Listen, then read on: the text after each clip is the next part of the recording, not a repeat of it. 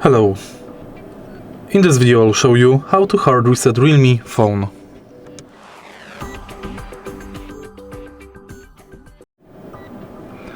To hard reset any Realme phone, you can follow two procedures. Firstly, the most common and fast one is by going to settings of your smartphone and going to system and update. Right here we have to find backup and reset phone.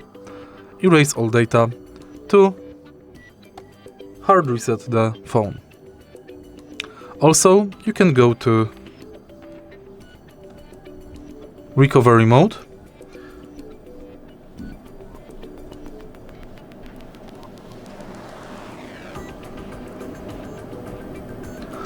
and you can select to hard reset your smartphone via recovery mode.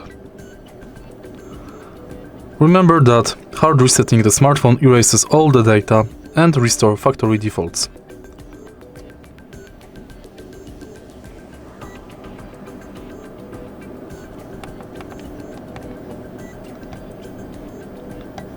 If you find this video helpful, please leave like, comment and subscribe.